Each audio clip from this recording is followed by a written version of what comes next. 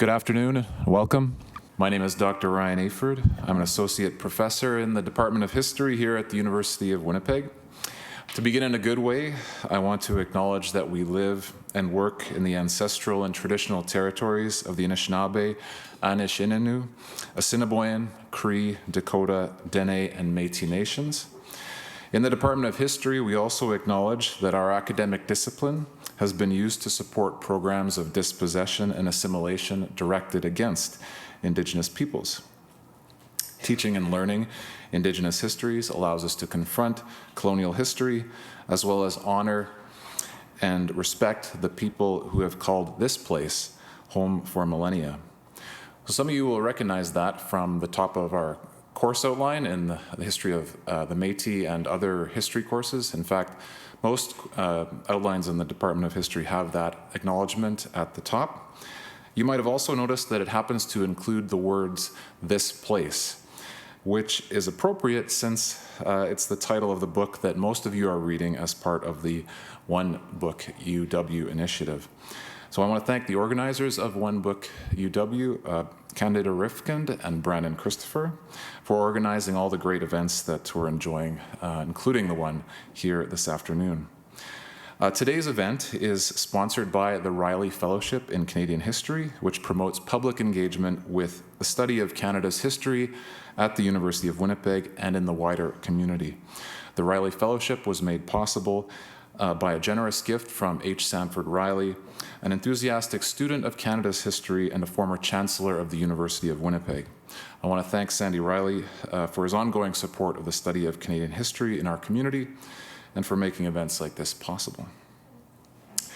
This place, 150 Years Retold, and the initiative it is a part of are very much in keeping with the mission of the Riley Fellowship to promote a broad public engagement with the study of Canadian history. On behalf of the Riley Fellowship Committee, which I chair, I want to say how pleased we are to be able to support this event and welcome today's speaker, who is the author of the first chapter of This Place, Annie of Red River, which she'll tell us more about in a few minutes. Katherena Vermette is a Métis writer from here in Treaty 1 territory in the heart of the Métis Nation. Her first book, North End Love Songs, won the Governor General Literary Award for Poetry. Her novel, The Break, was a bestseller in Canada and won multiple awards, including the 2017 Amazon.ca First Novel Award. Her second book of poetry, River Woman, and eighth children's picture book, The Girl and the Wolf, were both released in late 2018. She is also the author of the picture book series, The Seven Teachings Stories, and the graphic novel series, A Girl Called Echo.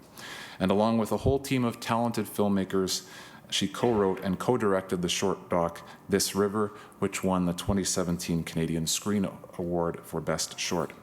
Katherena is also a graduate of the University of Winnipeg and was the 2017 Carol Shields Writer in Residence.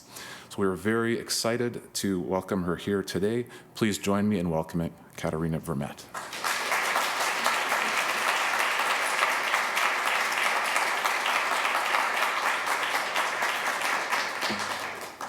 Hello. Thank you, Ryan. I'd like to just say I accepted this invitation for a class visit. And now I think we have 3 classes here. Am I right? We have Catherine's Creative Process, Ryan's Métis History, and Candida's Comics. All right. I'm going to try to blend all of those into what I want to talk about today, which is my short story, Annie of Red River, which is in this place, which is, as you all know, 150 years retold. Kind of the idea was an alternative 150 years of history through the eyes of Indigenous creators. So full disclosure, first of all, I want to thank you for that land acknowledgement. I really appreciated that. I appreciate any land acknowledgement that, as Alicia Elliott says, makes settlers just a little uncomfortable, because I think that's what land acknowledgement is supposed to do. We're supposed to be discomforted by the way things have been, to be hopefully inspired to create something anew. The other thing I like to do whenever I come to a place, especially this place that is my home, I like to also go and acknowledge the water. So the water in this place, of course, is the Red River, the mighty Red River, and the Assiniboine, as well as the Seine River, who is often, overlooked because it's really a tiny little creek. But it's cute in its way and important, I'm sure. It's named the Seine after all. Okay, my full disclosure, as I talk about history, the history of this story takes place on what is now Main Street, on the literal corners of McDermott and Bannatyne and Main Street, where Annie McDermott Bannatyne resided. It might even be, those names actually come from her father, who was a shopkeeper, and her husband, Bannatyne, who was also a shopkeeper. Both named Andrew, which I find kind of weird to marry someone who is the same name as your father, but whatever. Apparently she was happy. Oh yeah, and I'm gonna joke like the whole time, so feel free to laugh, and even just politely laugh if it's, corny. That works too. We've got an overflow crowd, and Okay. grab seats and not going to interrupt you, so I'm going to interrupt you. Okay, that's okay. Come on in. Sit right at the front where I can stare at you and make you feel uncomfortable. That works. So I write stories for a living. I'm not a scholar. I'm not a historian. I am very much interested in Métis history in particular, Canadian history as a general rule. And through my graphic novel series, A Girl Called Echo, I've been going through what is commonly called the popular history of the Métis people. So starting with the Battle of Seven Oaks and the Pemmican Wars in the early 1800s and working my way all the way through. We're kind of hanging out in the Rhode Allowance era right now. One of those stops is Annie's story, which takes place in 1869. I totally knew that. But I also like to always say I'm not a scholar.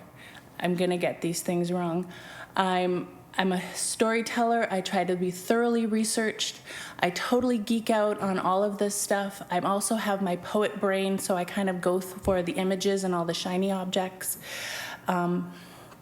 I like to listen to storytellers' versions of events, which are lovely for all of the, insight and wisdom that they can bring into, but also the humor and sometimes bullshit and all of those things. So I'm trying to keep the facts straight, but I'm also not interested in the facts, but I have to be interested in the facts because it's history. So all of those things I brought into this story as well. The sources I came into for this project are largely through the Manitoba Métis Federation. Their historian who just recently passed, Lawrence Barkwell, has been a forefront of gathering these histories for decades. And we're sorry we just lost him this month. Also, the Métis Museum through the Gabriel Dumont Institute, and general, websites you can find on the interweb, Canadian Biography, Canadian Encyclopedia, Memorable Manitobans, which is good for a laugh and a read. It's good. It's very thoroughly researched, but some of it is kind of hilarious. I did also read a lot of the more, not only for this story, but for the history in general. I did read some of the more problematic texts by people like Morton, Alexander Begg, Thomas Flanagan, yes, that Thomas Flanagan,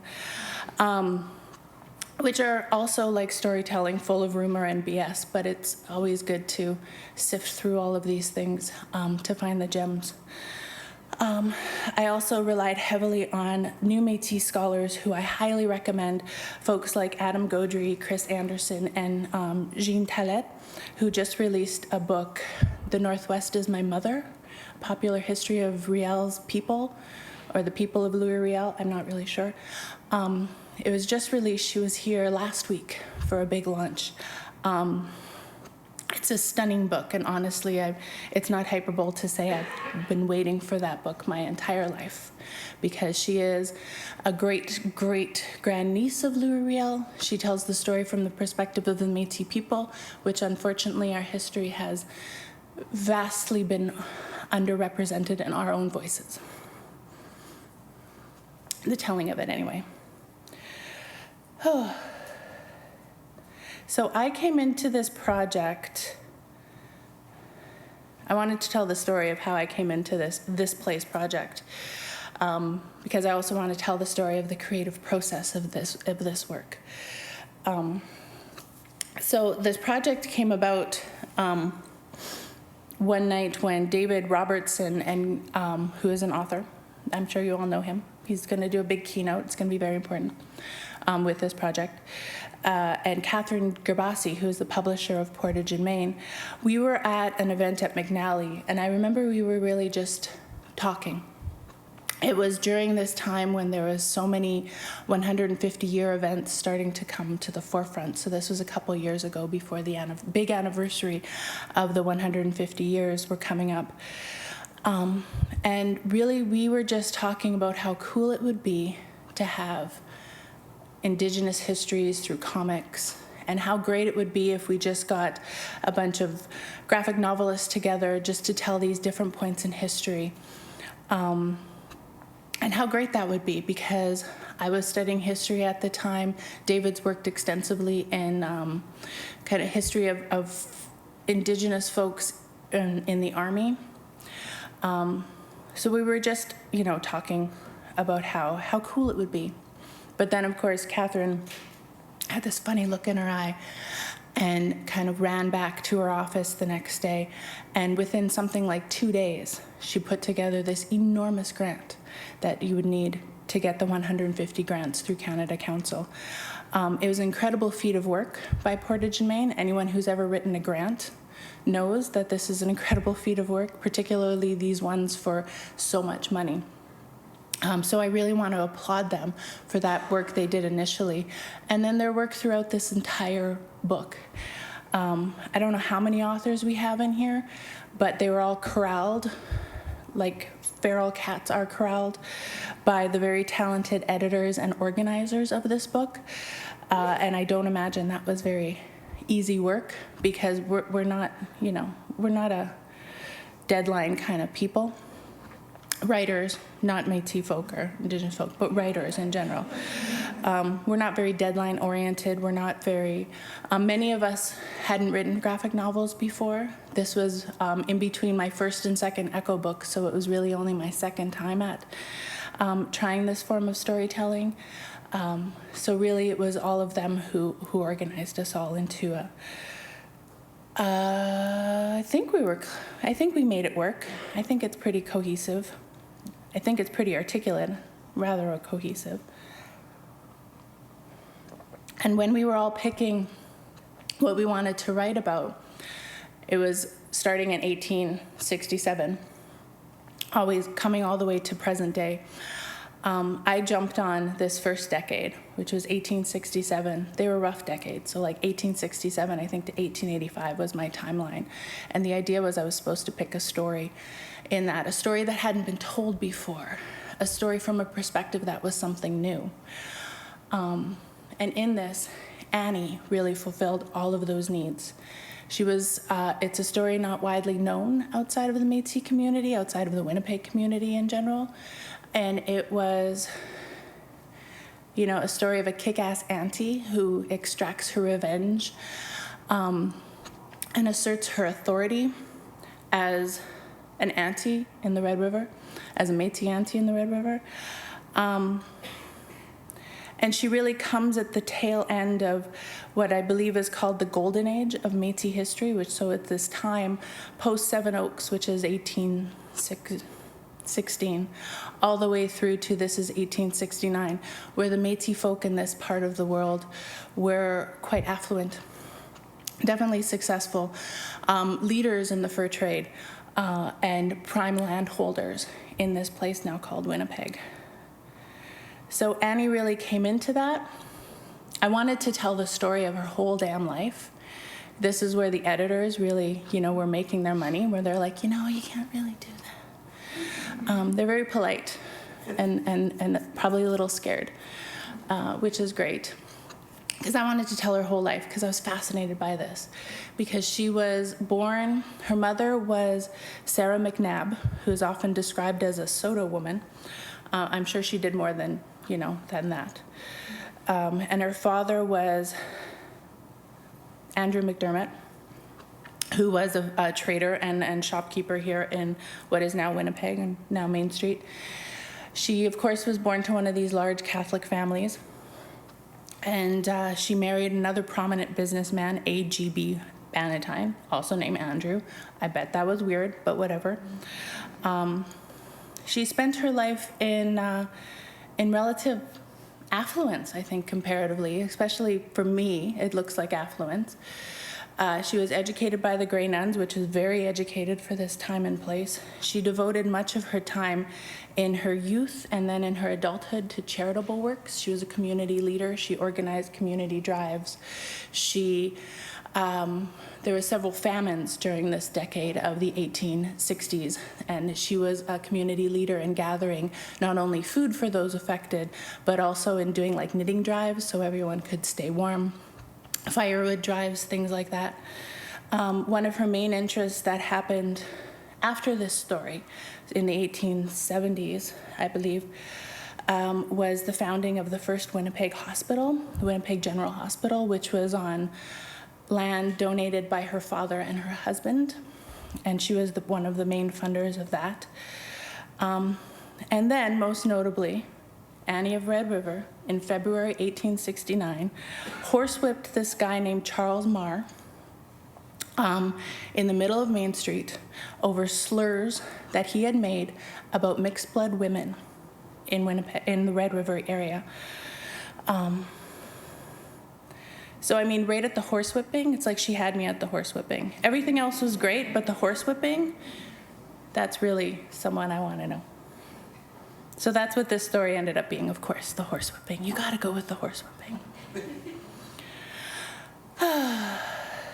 So what else can I say? So this is another shot of Annie Bannatyne. This is in her later life. She died in 1918. No, of course I don't have that written down. She's buried in the Kildonan Cemetery. She stayed in Red River until sometime during the Red River Resistance, which happened shortly after the horsewhipping. I'm going to say horsewhipping a lot from now on, just so we know. She traveled to Scotland and traveled extensively until after her husband's death, and then through in Saskatchewan, and then she is now buried in the Kildonan Cemetery. Formidable woman, had many children of her own, also was said to have lost many children of her own, which is not unusual for the time, but was always seen as affable, generous, a happy hostess. There was lots of parties going on in this time, and generally just, a good auntie. So I like this picture just of her stern face. So this was the material I was gathering together in my imperfect and often incomplete research means, which is really just, going on the internet intermittently between all the things I wanted to look up on the internet versus all the history stuff. Just kidding, I really wanted to look this stuff up.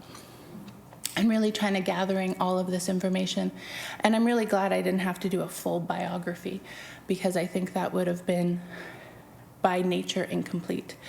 So really I wanted to narrow it down to this one story. This is a shot from, that didn't turn out very well. It's faded, but I think you can see the teepees in the one side. Way in the back with the flag up top there is the beginning of what would be Lower Fort Garry. So this would be Main Street, somewhere around Broadway. And right at the forefront there is Annie and her sisters. Well dressed. We had a lot of fun when we were creating them. Scott Henderson, the illustrator, was creating them. I was really just going, yeah, that's cool. But we had a lot of fun with the fashion because I wanted her to be very fashionable. She was a well-off woman. Her family was very well-off. She would have had all of the greatest, newest fashion of the day. And then here you have, I'm obsessed with maps, and I love maps, particularly old maps of Winnipeg. So this is an old map of Winnipeg from about 1850, I believe is the date stamp on there. So really just the beginnings of what is downtown. So over there you can see Main Street, and then you have McDermott and Bannatyne Avenues that are kind of coming off of what would have been their land, and their shops would have been at the top of those streets on Main Street. And the Red River, of course, in the foreground. The process of creating comics are, of course, amazing, because I come up with, as a writer, I don't draw any of this, like, ever. It would be stick figures and, little, like, houses and little teepees. I could totally draw a teepee, but that would be it. So my job is really to come up with the story and to create a script. But also, I don't really create a script because I'm not really good at all of those rules. I really approach it as a poet, and really thinking of the images that I want to convey, and then I write it out very longhand, thinking of the images that I would like to make sure to get in there. This was one of those images that I wanted to make sure to get in there. This idea of what Winnipeg looked like, the idea of how sparse it was, the idea of how diverse it was. It was incredibly diverse.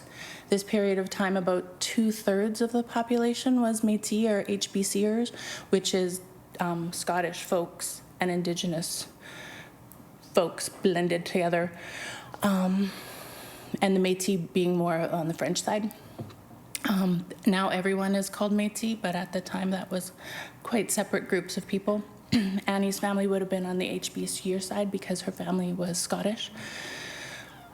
But everyone was connected in some way. It was definitely a center. It definitely had folks from all over who were coming. The fort was a center of commerce, and everyone kind of came there for one reason or another. This is where everyone did their shopping. This is where everyone hung out. There's a picture of a bar later. We can show what they did when they hung out. And then once I have my script together and my editor cleans it up for me, because they're very nice like that, I put in a lot of the dialogue and really just writing it like you would a film script. I can operate a pretty similar process when it comes to film, really just looking at the images first and then thinking of the words and then slowly putting everything together until you have something that looks like it can be something.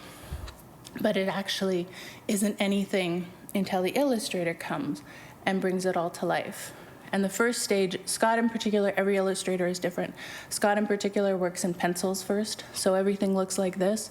And this is the time and the phase where I can come in and change things if I want to. This was the time when we had a lot of fun with her dresses and what everyone was wearing. We wanted to make sure we had everything correct as you can be for the time, based on our knowledge now, really looking at the houses and what was there. We're thankful that there's a lot of history of these maps and these places in what is now Winnipeg. So there was a lot of material to go on, and we just had a really fun time with it. The next phase that happened in graphic novel is the ink. So and this is the point where if I have to say something during the pencil stage, because once it gets to ink, illustrators don't like to change anything because it's in ink. And then what Scott's process is kind of remarkable, because he does things mostly freehand and then puts it into whatever those computer programs are, those savvy computer programs, and then everything just becomes digital, and he moves things around and expands them all, and it's amazing to watch these things come alive. It's also amazing to put in the characters. That one guy, of course, in the corner is Louis Riel. It's really hard to get Louis Riel right, because he was about 25 at the time that this story takes place, but at that point he already had a receding hairline, poor guy. So he always looks old. And also many of the young men at this time had mustaches, which I don't know, I associate with, older people. I know it's different, but... So I don't know, I always think Louis Riel looks old. And then Annie would have been in her 40s at the time, and she just looks like, young and ready to party. And also, I don't know if you can see it in this one, but she has a really nice beaded handbag there. When we get to the color, that's when you can really see all the fashion come out. Because, of course, Annie was a boss. She ran her own shop. She was in charge of a lot, so she had to have very boss clothing. Now, part of what I wanted to do is telling everything, and of course you can't tell everything, right? So you have to imagine scenes. You have to put everything into some sort of dialogue, because the other thing that happens in comics is that people can't just sit there and live in their own head, which they can in novels, or at least my novels. Everything can happen just thinking, and that can add to the action that is happening. That's really difficult to do in graphic novels. So one of the things I did with this story is I imagined this meeting between the young Louis Riel, who would have just returned from the East, educated and ready to go. He would become leader of the Métis people about 6 months after this. And that would be Andrew in the background and Annie. They would have definitely known each other. The community was quite small. I, of course, saw Annie as an auntie, so really made her into that kind of community auntie for him. She would have known everybody. And Louis Riel's father would have passed a few years before this, just after he went over to Quebec to become educated, and his family would have fell on hard times after that. He had quit university at some point before this and was sending money back to them, and then eventually came back to the Red River to help support his family. Like I said before, the 1860s were full of famine. That little locust in the corner, or grasshopper-looking thing, that was one of the things that happened. There was early frosts, and there was just bad cropping, bad farming that happened. You can say bad cropping, right? That happens. So in this conversation, this imagined conversation with Louis Riel, I was kind of smooshing a bunch of decades of history that were happening. The other thing that was happening at this time was the encroaching railroad was coming through, and of course the purchase of the Red River settlement to Canada, which was supposed to happen December 1st, 1869. And that's really the impetus of the Red River Resistance, which happened, this was February 1869. When the horsewhipping happens is February 1869. This is a bit before. And the Red River Resistance started in November of that year. And now in the corner, you can see that beautiful beaded bag, which I don't think... Scott really went to town with these clothes. And I was like, I don't think the bags really look like that during that time. And he was like, who cares? Look at it. So we went with it. So really, the conversation was Bannatyne, affluent businessman, Annie, boss, Louis Riel, young guy, whippersnapper, coming back from the East. And really, this is their community changing. This is their community. Their land is being threatened by a new survey system that will inevitably come in when the Canadians come in. The railroad will come in, which will bring heaps of other people, particularly from what we call Eastern Canada, what they called Eastern Canada, what people in Toronto call Central Canada, which I think is wrong, but whatever. Just geography, dude. So they would have been fearful. They would have been fearful for their land, their prosperity. The idea was that many immigrants were going to come in. Immigrants were already coming in. Land speculators were coming in. So there was this general feeling of fear, particularly among the Métis people, the community of which Annie and Louis were involved in. And then enter Charles Mair. He's the dude in the bowler hat in the corner, also 25, but mustache. And I like that the whole thing about the crowds of people. I wanted swarms of crowds of people just kind of passing through. And there were so many different kinds of people during this time. Many, many Indigenous folks were living in the Red River at the time. There's a dude at the bottom who's wearing like a Russian hat. It's like, sure, I'm sure there was Russians here. I don't know if there was Russians here, but I like the hat. Again, we had a lot of fun with the fashion. So Charles Mair,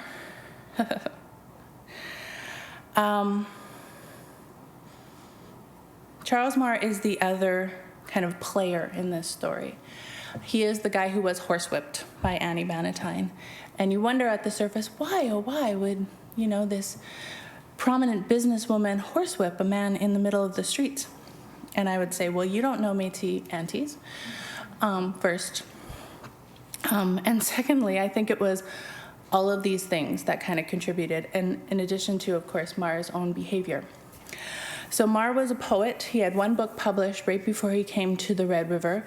He was one of the founders of the Canada First Party, which came into the area and was actually one of the main critics of the Red River resistance and the Métis people, which basically their belief system was about, Canada being first, above all.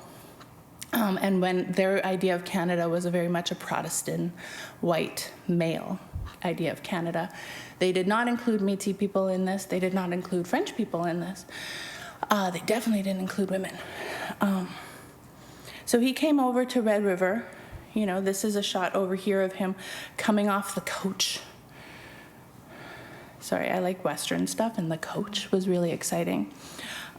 Looking around at this diverse community and being incredibly displeased. He was also one of those people that came before Red River came here before Red River officially became a part of Canada, because it was understood to be a done deal, which it kind of was, even though none of the people in Red River were actually consulted, which they weren't. But he came in here to basically set claim to land, set claim to, of course, riches, and get other Protestant white males to come over to Canada so that they could overwhelm the population, the Indigenous population that was in Red River, and the French population that was in Red River. So he came in with his adventure. This is a scene at Alexander Begg's house, which was a party that Alexander Begg, who is a historian, had. He had many parties. Everyone had parties. It was the Victorian. It was, winter in Red River. And there was no TV. There was definitely no internet. All they had to do was party.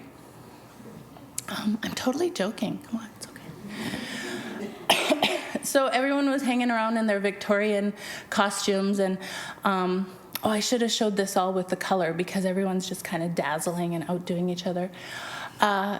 Charles Mair was called by Begg to be a flirt.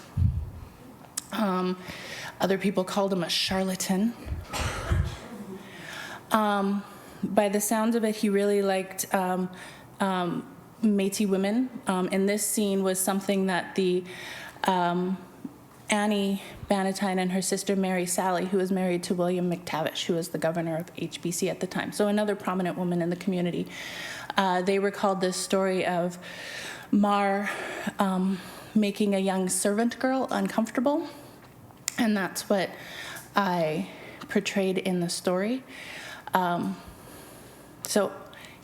He was called a flirt called a charlatan, also arguably a predator. All of these things could have happened. It's really just depending on who's telling the story. Because this is a person who went on to say very disparaging things about Métis women. So it's not a stretch to believe that he wasn't exactly treating this girl with respect. That's where I came up with. The other thing that Mair did in his short time in Red River is he took up with a fellow by the name of John Christian Schultz, who ran the Nor'Wester, which was the only paper in the area at the time. And he was a prominent and vocal critic of the Red River resistance and the Métis people and the fact that Métis people had affluence and land in this area. I could say a lot about Charles Schultz, but I'll leave it there. So these are the things that started to piss Annie off about Charles Mair. And then the other thing that Charles Mair did is he was a correspondent for the Globe, which was a paper out of Toronto. And in it, he wrote these little quippy kind of caricatures of the people in Red River as, fascinating, hillbillies. And really the goal of these articles were to get people to want to come and live in Red River. And really, that was really the main goal. But in it, he was very exaggerating in his language of the people there. He was very ruthless in his characterizations of the people there. And one of the people the subjects he took aim at was Métis women of Red River. So I have an excerpt in the story of what he said about Métis people. And I think these are the things, he said several things, but I think these are the really notable things that Annie, a person of Annie's stature, would have taken issue with. So this is his account of Red River. After putting up at the Dutchman's Hotel, I then went over and stayed at Dr. Schultz's after a few days. The change was comfortable, I assure you, from the racket of the motley crowd of half-breeds playing billiards and drinking at the bar, which I take issue with because there was also a really prominent chicken fighting game at the time. So that's really what they would have been doing, I think. I'm just kidding. Thank you. Polite laughter. That's wonderful. Okay, I can't read this. My God. Many wealthy people are married to half-breed women who, having no coat of arms but a totem, in quotation marks, to look back upon, make up for their deficiency by biting the back of their white, also in quotation marks, oddly enough, sisters. The white sisters fall back upon their whiteness, don't know what that means, whilst their husbands treat each other with a desperate courtesies and hospitalities with a view to the filthy lucre in the background. Oh, nasty Métis women. And this is the other thing he says. Sorry. Seriously. Oh, when did this get so bad? The country is great, inexhaustible, inconceivably rich. Farming here is a pleasure. There is no toil in it at all, and all who farm are comfortable, and some wealthy. That's a total lie. It was like a decade of famine. The half-breeds are the only people who are starving. 5,000 of them have to be fed this winter, and it is their own fault. They won't farm. Also a lie. As the farmers, Scotch, English, and French, not one of them requires relief, which was also a lie. Though in the story I intersperse his words with the work of Annie in gathering relief for the farmers of all nationalities, as well as, all of her, and that's also something she didn't do alone. She did it with her sisters and other half-breed women who were biting the backs of their white sisters. So this is the images before the text was put in and all these speech bubbles, which is basically her slapping the paper down by all accounts, her and Andrew had a happy marriage. I don't know who was taking that poll at the time, but I like to, make it quite happy. And so Andrew was kind of characterized as, just, again, he would have left his wife in charge of a lot of things. He would have probably not understood why she would be so angry, because he wouldn't have taken someone like Mair necessarily seriously, because this is an article in the paper. But of course, Annie was seeing things in a different light, because not only was he insulting Red River women, he was the symbol of a threat that was coming. So Annie didn't get a gun, she got a horsewhip. Thinking about that one for days. She went to her shop, which would have been shop day. I think it was a Friday. And she told the clerk to tell her when Mair comes in. And she went into her office. And then when her clerk, this poor sap of a boy, when Mair came in to do his shopping or get his mail, I believe it was getting his mail, because there were also packages there, he was supposed to tell Annie, just tell me when he comes in. So poor little shop assistant comes and tells her, and she gets her horsewhip off the wall. And this part is entirely true. So the idea is that she came into the store and she said, Mair, and she grabbed him by the nose, which I kind of love. And she dragged him out onto the street. And now some people say she was on the steps of the store, and other people say that she brought him right into the middle of the street where there were throngs and throngs of people, and just got a whole crowd going. Either way, equally effective. And then she yelled at him and pointed and said, this is what you get when you disrespect the women of Red River. And she horsewhipped him. I'm not condoning horsewhipping. I would never condone violence. This is such a Wild West kind of story. She literally just horsewhipped him, and then apparently just stiffened up and walked back into the store. There are crowds and crowds of people here. And that sullen guy with the beard, that's supposed to be John Christian Schultz. Some people were laughing and thought it was the funniest thing in the world. Other people, of course, were very pissed. How dare she? Who does she think she is? Why would she do that? This young whippersnapper of a Canadian, just minding his own business, trying to get his mail. Yeah. But the one person who was in the crowd at the time, or at least would have heard about it most definitely afterwards, would have been a young Louis Riel, still with his receding hairline. So this would have happened beginning of February 1869, and on February 25th, 1869, in Le Nouveau Monde, there was a letter written to the editor basically disparaging Mair's words, perhaps more articulately than Annie Bannatyne did, discrediting his ideas about the famine and how many people were on relief, discrediting his ideas about Métis women, or Red River women, and saying that they were among the most respectable,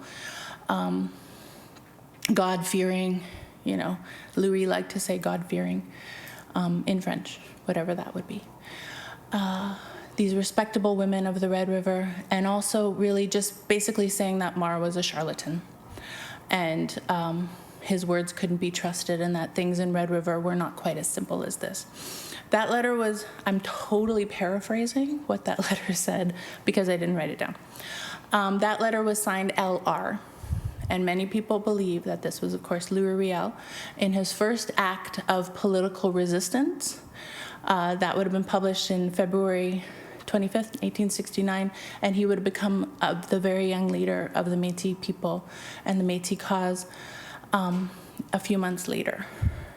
And then, of course, the Red River Resistance happened in, arguably it started in November that year. That's when they officially took over the fort. So this is what makes Annie so relevant to me. I mean, I think she's relevant in her own way, in her own right, and for her own actions, but also that she would have directly influenced this next era of politicalness, political activity, and someone as formidable as Louis Riel, who really did go on to take her maybe inspiration and really fight for the rights of his people in the upcoming months and definitely years of his life. Where am I at here? So that's Annie of Red River. See? Bitch in clothes. Yeah, she's just wearing the green dress here. So, back here in the crowd shot, you can kind of see Louis, kind of, it's like a Where is Waldo? Louis is kind of in the background there. Yeah. So what else can I say about these lovely folks? That's kind of the story. And I know we do, where are we at? We still have time here. I want to open it up to questions. So you can think about your questions and what you might want to do. Are we all clear on the Red River Resistance?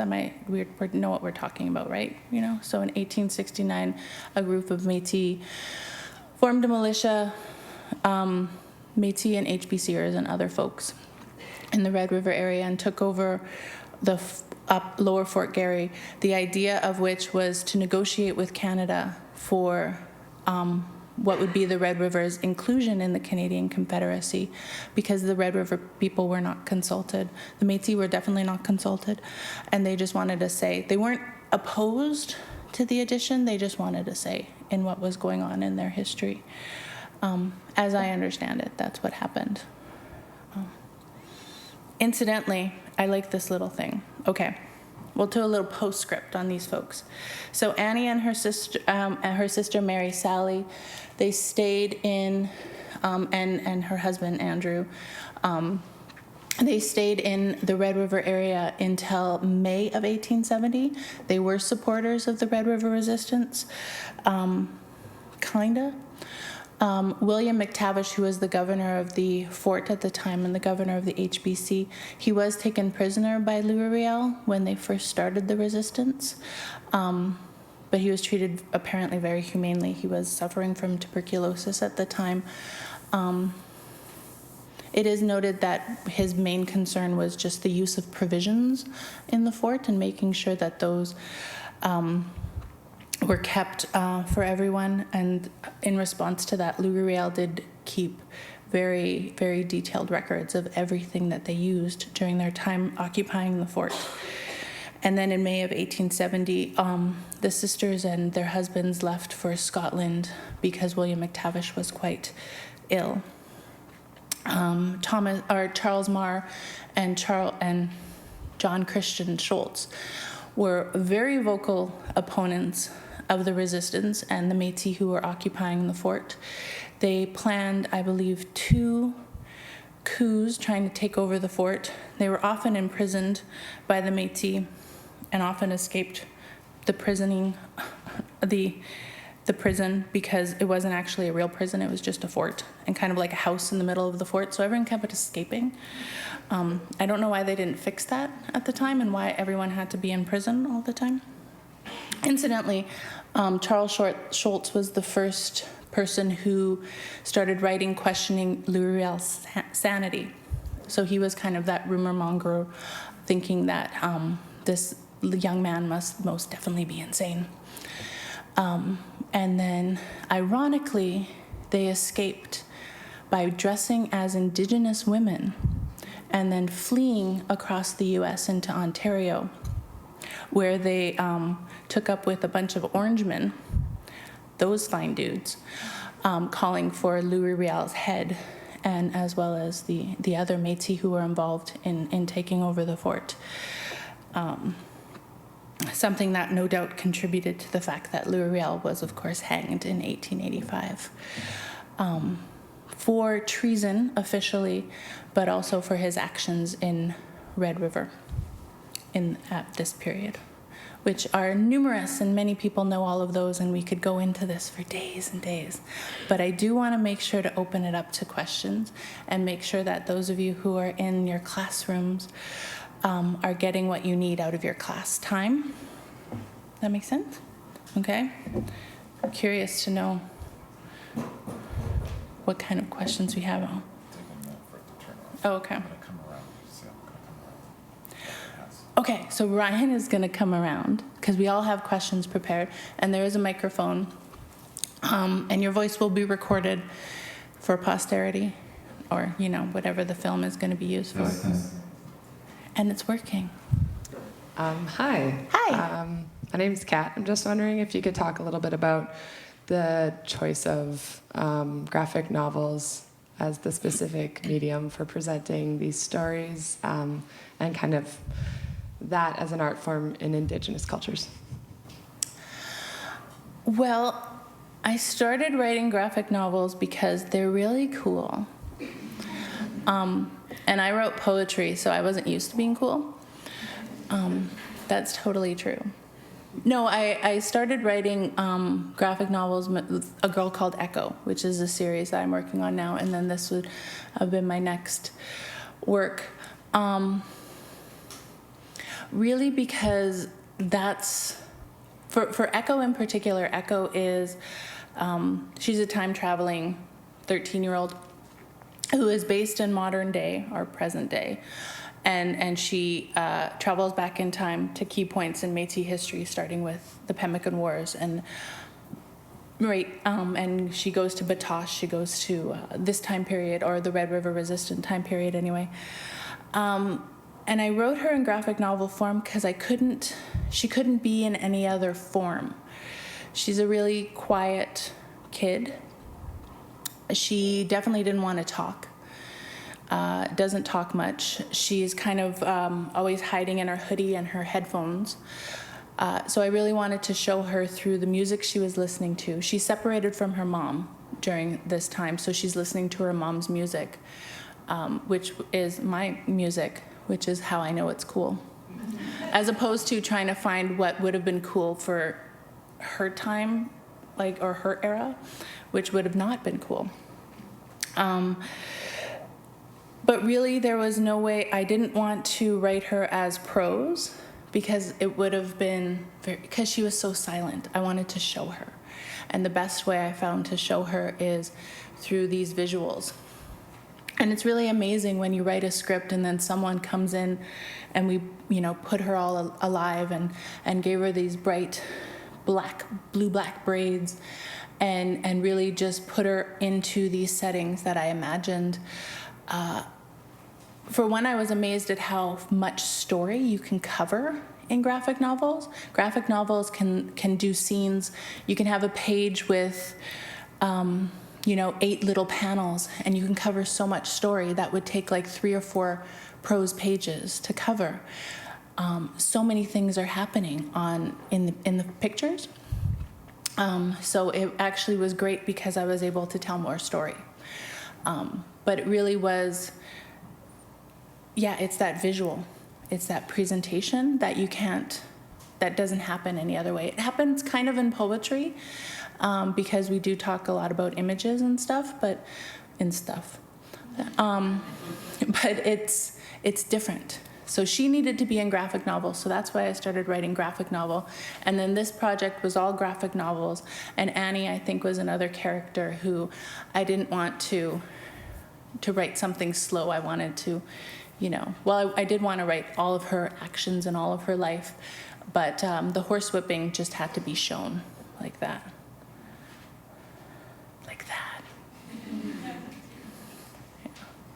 I like how angry she looks. Does that answer? Is that good? Okay, cool. Question down. It's very loud. Question down here. And it's a great idea to introduce yourself when you're asking questions. I'm Rod Sigurdsson. I'm here with the creative process class.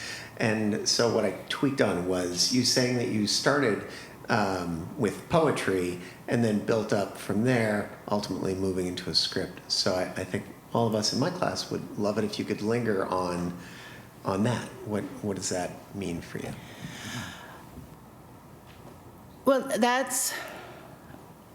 I have a difficult time with script. Script is a very precise, particularly for graphic novels and for film. You have to, it's a formula. You have to like obey all these rules, and and my editors get so frustrated with me because they're like, "Is this a caption?" I'm like, "Yeah, it's a caption. Can't you tell?" But it's not the way it's supposed to be. So I get really frustrated with that because I forget all the rules like instantly as soon as they tell me. They send me like literal programs, and I forget to use them.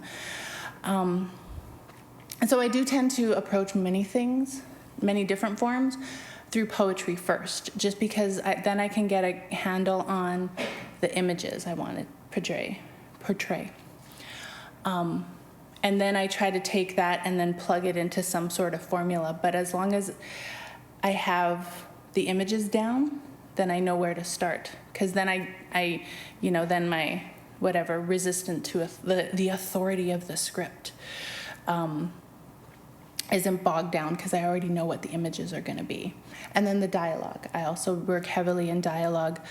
I often like to hear full bits of dialogue kind of out of scene, if that makes sense. And then I put things together kind of like a little puzzle. So when I write fiction, I start off with a lot of images and where we want to start off with the image, and then I put in dialogue, and then I kind of lace them together and make them into something that is, hopefully articulate.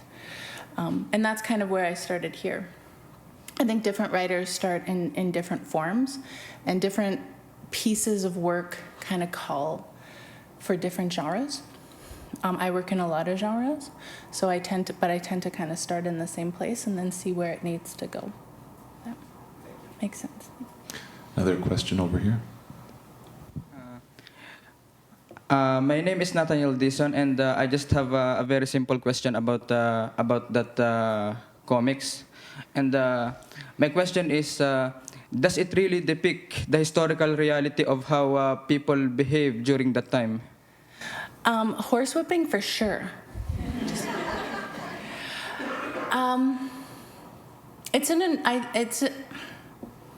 I don't know.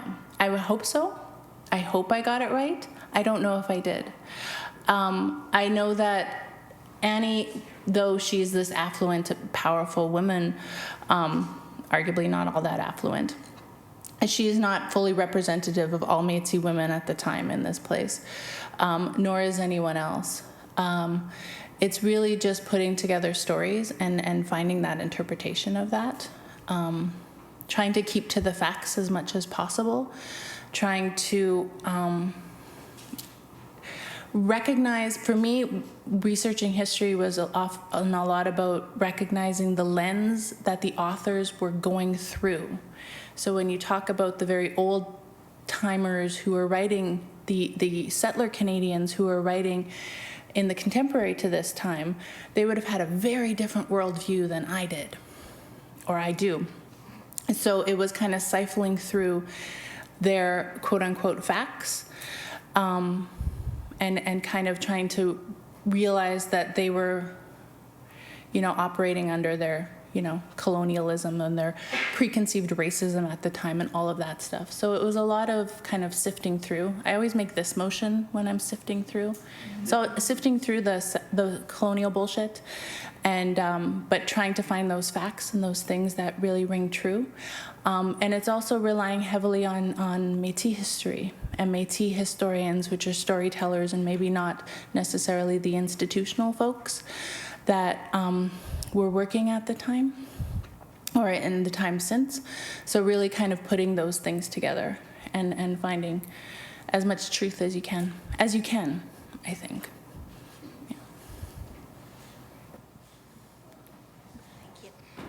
Hi, Hi. I'm Di Brandt. Thank you for this wonderful, entertaining talk and story, making this historical event so accessible to us. I'm interested in this high fashion of these women here. So this is before sewing machines. We're used to being told about this community as sort of economically really struggling. So I'm wondering, like, and if there's only like half a dozen shops, like, who's sewing these clothes? How are they getting even this idea of the fashion? And in that first image you showed, there's these beautiful young women. They looked like they were carrying books. Like, are they? There's school for them, and there's books. So I'm just interested in the material. Like, looks like quite a lot of wealth, modern wealth that they had there. I think so. I think comparatively to a lot of folks that they were well off. The McDermott sisters were educated by the Grey Nuns, so I imagine books were involved. Probably the same 6 books for, dozens of years and dozens of kids. I did want to make sure she had really clean, new clothes. They did have plenty of papers, and that came into the area on the coaches. Often they were months late, but obviously they did have connections to the outside world. There was a lot of trading and a lot of mobility between the Red River and, say, St. Paul, which would have been a pretty bigger maybe place at the time. Bigger than here, our Red River at the time. As affluent as she is, I think there's mostly like 2 or 3 dresses that she wears throughout the whole thing. So that it is as much as these clothes would have been made by the women themselves, or these women would have had housekeepers and servants, and probably daughters who did a lot of the sewing for them. And as much as their clothing would have been fine, they would have probably had maybe 2 or 3 dresses that they just circulated. There were some fun things that we did take into account. I did want to make sure to show beadwork and show many of the Annie doesn't herself wear mucklucks or wraparounds, but there are some wraparounds in the background. And we did put beadwork on her lovely handbag, which again was probably would have been a very, very rich thing for her to have. But the beadwork would have most definitely happened within her community. Yeah. So I mean, I do think she is very much. I did want to position her as the well-off woman, the educated woman that she was. But underneath this is probably the larger story is that she's not everyone would have been in that situation. Okay, got a question in the back here. Hi, Kat. Hey. Mair Lamette. Can you repeat the name of the author, the Métis author, and her book that you recommended at the beginning of your talk? For sure. Her name is Jean Tellette, so Teillet. She is a lawyer. She's and a historian. She's worked extensively in Indigenous land claims and Métis land claim settlements, so she's kind of made her name for herself in that field. And the book is called The Northwest is My Mother, or Is Our Mother. Now I'm questioning everything. It's brand new. It's HarperCollins. Has a beautiful Métis flag on the front, and it's a great, thorough story of this era. She starts with kind of the ethnogenesis of the Métis people in the late 1700s, early 1800s, and works her way all the way through to modern day. Extensive work, notably in the land claims of the most recent years, because she was heavily involved in many of them. So yeah, highly recommend it. Hi, Kate. It's Kathleen Finema. Hey! I was very interested to hear that Annie and her sister went to Scotland not long after these events. 2 questions. Do you know anything about how they were accepted in Scottish society? And did they ever come back to North America? They did come back. I don't know. And that would be. I know that William McTavish, which would be Mary Sally's husband, died in Scotland, and he went there quite a bit. So this would have not even been the first time like Mary Sally went there. I don't know. That would be a great story. See, whole damn autobiography or biography. I have no idea how they would have been. They would have been visibly different, but also maybe not. Like maybe there was some passing or some blending that happened with them. They would have been very, well-dressed ladies, as much as maybe someone like Charles Mair wouldn't have seen that. Like they were very much, dignified in their way. I think they held their own. But after this, actually, they came back to North America and they traveled a bit in the U.S. also, because I think.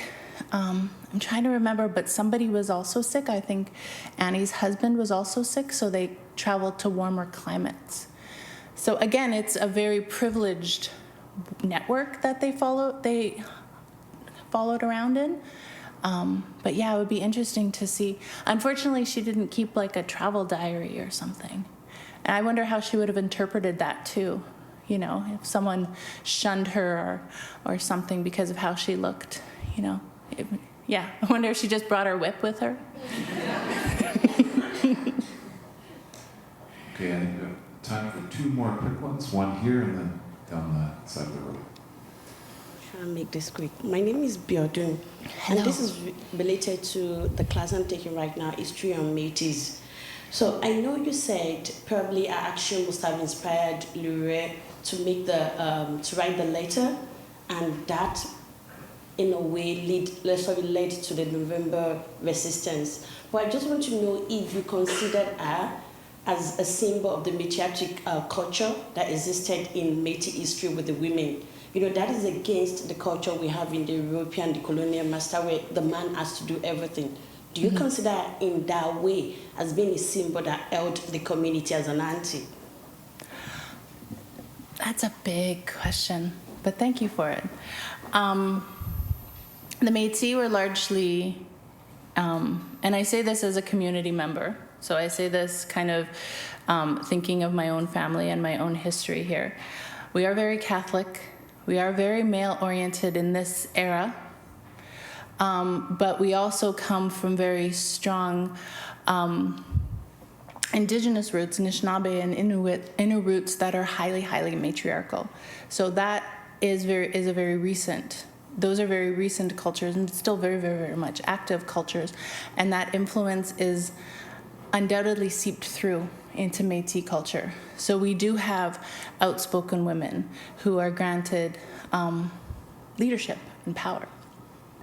At this time, though, I would say that all the leaders in the Métis movement would have been men. Outwardly, the movement were always led by men. And part of that reason was because European colonial forces would only deal with men. So the women leaders were pushed to the background. Still very much, if you know anything about Métis and Ojibwe, they're still very much in charge. They're just not in the front. At least in my family.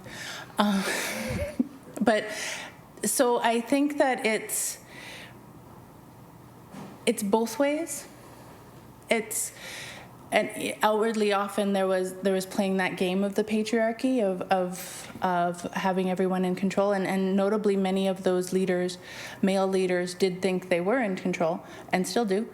But it's not. I think that matriarchal influence is still incredibly strong, and would have still been very much strong in this day and age. And that wouldn't have been true in all mixed race households. Again, Annie came from privilege. Her mother was Sarah McNabb, she was named, and she was a Saulteaux woman married to Andrew McDermott, but he honored her as his wife. And many times Indigenous women were not honored as wives. They were basically treated like stopping grounds, and then eventually the men would return to Eastern Canada or wherever it is they came from. But her family they would honor their women. Her and her sisters were given marriages, which in that time is very Victorian, but they had good matches, and they had what looked on the outside anyway as respectable marriages. and happy marriages. Again, I don't know who was gauging that and how that would have been gauged, but they did have a say in something. Maybe not the say we would have wanted them to, but they had something. And I think Annie definitely, got away with a few things, as she should have. All right, one more final question. Hi, I'm Nina McIntyre. I'm from Professor Rifkin's graphic narratives class. And I was wondering, in terms of your writing process and working with a graphic artist, how much direction do you give in terms of panel layout? Like, do you specifically say, I want this angle, I want this shot? What's the process like in working with an artist? Yeah. Great question for the comic book nerds. I don't.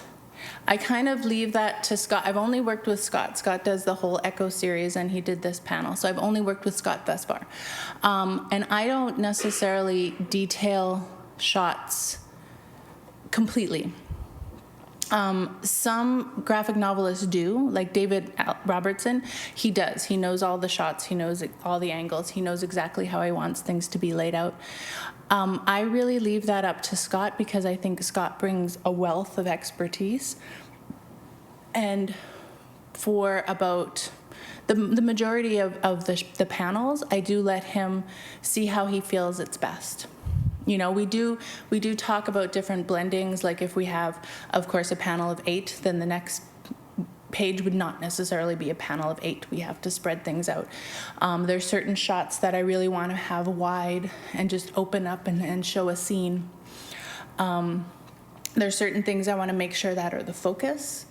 But again, I approach this very visually and leave the technical details to him. So I might, when we're in pencils, say, okay, make this one bigger, make this one smaller, or something like that. But not a whole lot. Some graphic novelists know everything, and I applaud them. I never felt like I knew everything going into this process, so I really rely on Scott and Donovan, who is the colorist. I really rely on their expertise for bringing it out. Well, thanks to all of you for some really fantastic questions that have touched on the doing comics, on the history of Red River. But I wanted you to join me in thanking Katherena today for this fantastic talk.